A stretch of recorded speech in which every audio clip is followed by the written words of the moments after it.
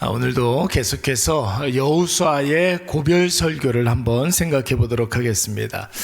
여러분, 이제 초등학교에서 중학교에 진학하는 자녀들이 있는 집에서는 항상 같은 걱정을 하게 됩니다. 본격적으로 사춘기에 접어드는 자녀가 새로운 학교, 새로운 환경에 이제 잘 적응을 해야 되는데 좋은 선생님 만나게 해 주십시오. 또 좋은 친구 만나게 해 주십시오. 이게 이제 모든 가정들의 관심사이죠. 바람입니다. 왜 중학교 진학을 앞둔 자녀가 있는 집에서는 이런 똑같은 걱정을 하게 됩니까? 그 시기에 자녀가 가장 예민한 그런 시기이기도 하지만 여러분, 또 중학교에 이렇게 연착륙에 실패하게 되면 여러분 그때부터 삐뚤어져 나가는 아이들이 굉장히 많기 때문에 그런 것입니다. 초등학교 때까지는 아이들이 부모의 말을 잘 듣잖아요.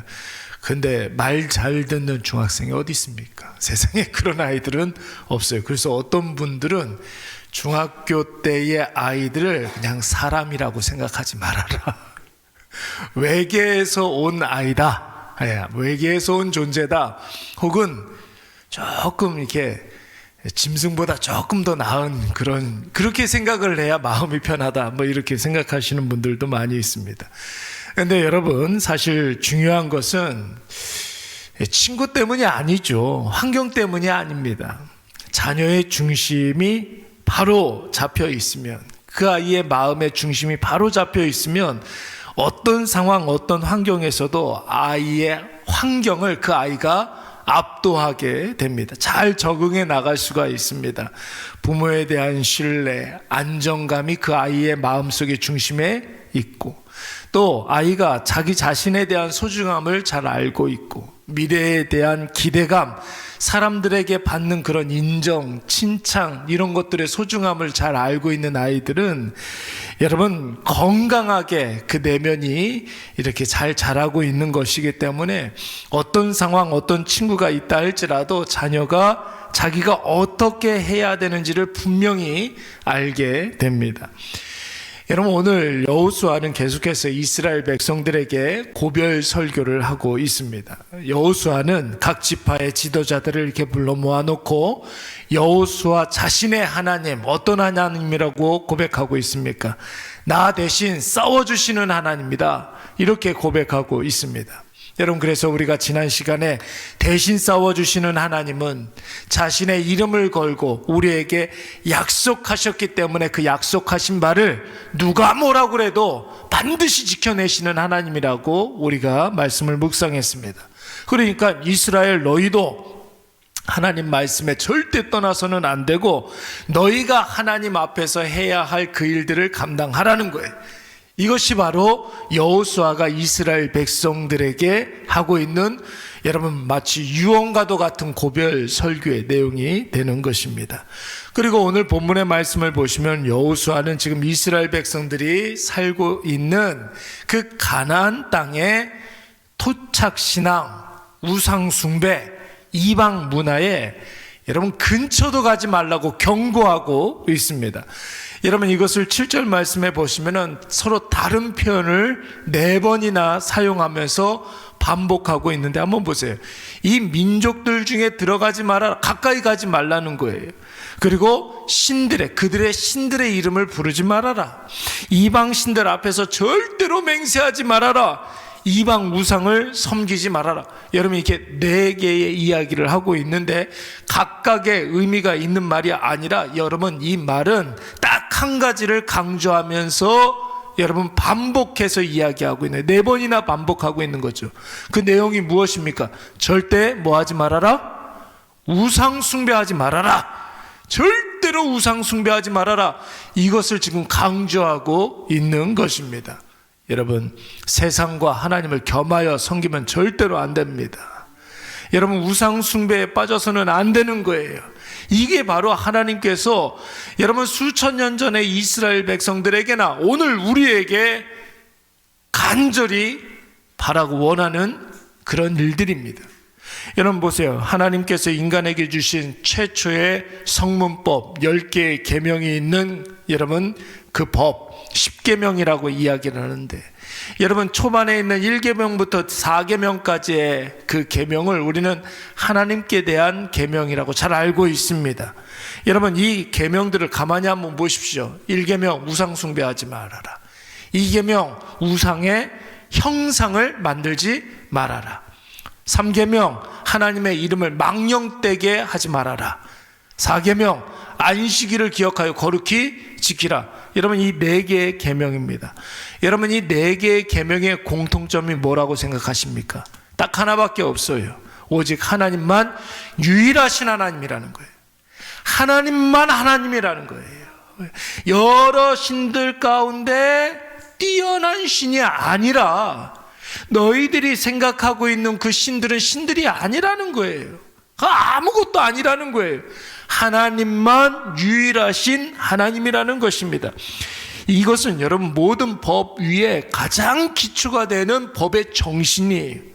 하나님만 유일하신 하나님이시요 모든 인간은 모든 행위와 모든 삶이 유일하신 하나님을 중심으로 해야 한다라는 것입니다. 여러분 이것을 분명히 알고 이것이 자기 삶에 완전히 내면화되어 있으면 무엇 하지 말아라 금지 조항이 여러분 100개 1000개가 된다 할지라도 아무 상관이 없어요.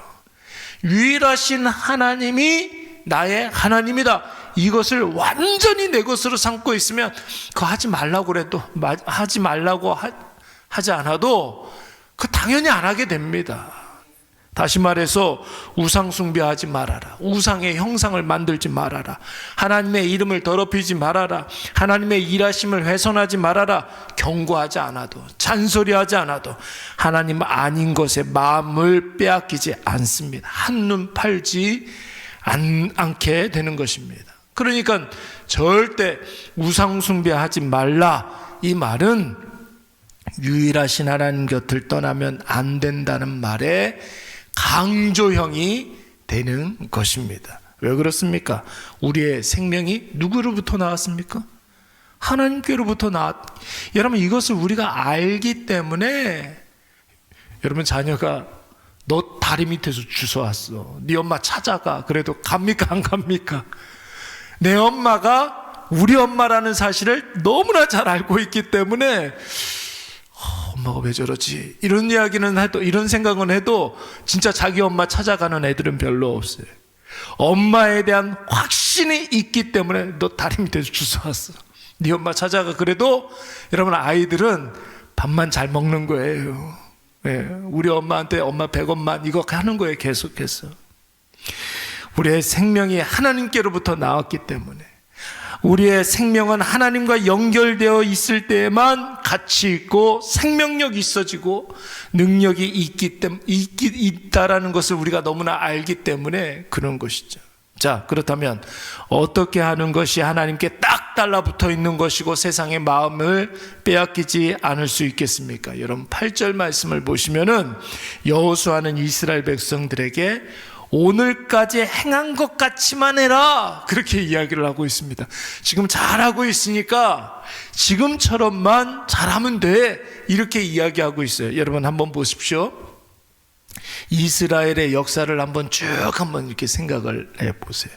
여러분 이스라엘 역사 족장 시대부터 시작을 해가지고 애굽의 노예 생활을 하고 출애굽을 하고 또 통일 왕국 시대와 분열 왕국 시대를 거쳐서 바벨론 포로기, 여러분 이때까지를 한번 가만히 생각을 해보세요. 이게 여러분 구약의 역사이거든요. 족장 시대, 그리고 애굽에서 노예 생활을 하던 그 시대, 출애굽을 해가지고 가나안 땅에 정착해서 통일 왕국을 이루었던 시대와 분열 왕국 시대를 거쳐서 바벨론 포로 시대, 이게 전부예요, 여러분. 근데 여러분 이 이스라엘의 역사 가운데 하나님이 가장 기뻐했을 때가 언제였을 것 같습니까? 이스라엘을 이렇게 보면서 하나님께서 가장 기뻐했을 때가 언제였을까? 여러분 이스라엘이 하나님 앞에서 완벽했던 적은 거의 없어요.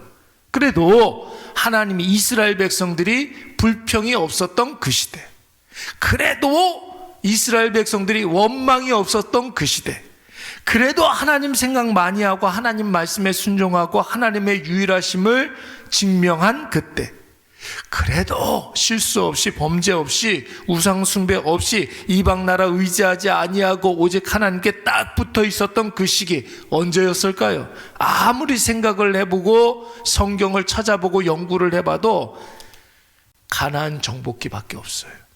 지금 우리가 묵상하고 있는 이 여호수아서 때가 하나님께서 이스라엘 백성들 가장 기뻐하셨던 때였습니다. 그것은 여러분 무엇을 반증하는 겁니까? 이스라엘 백성들이 하나님께 불평하지 아니하고 원망하지 아니하고 배교하지 아니하고 우상 숭배하지 아니하고 하나님의 말씀에 딱 붙어서 그 말씀에 철저히 순종했었던 그때는 가나안 정복기 밖에 없습니다.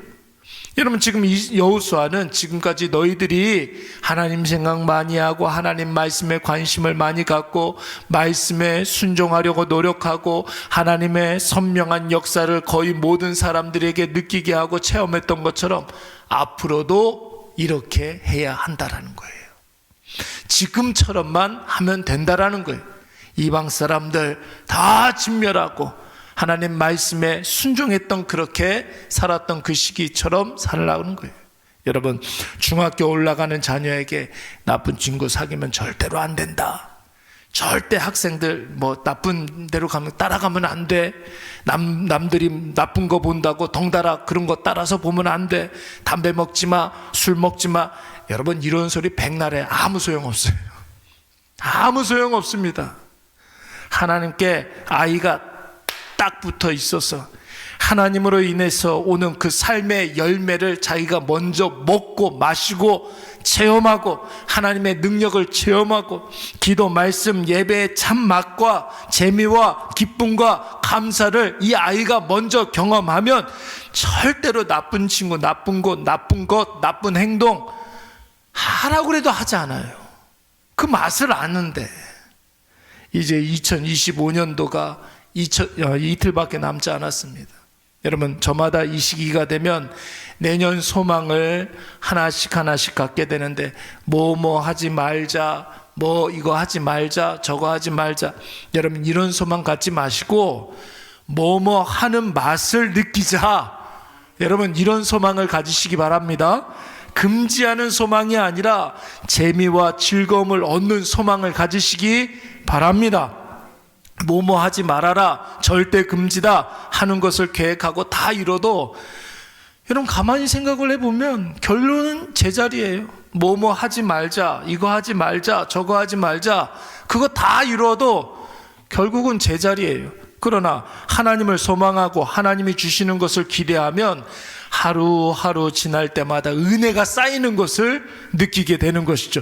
그러면 여러분 1년 살다 보면 1년만큼 하나님 앞에 더 가까이 가게 되는 것입니다.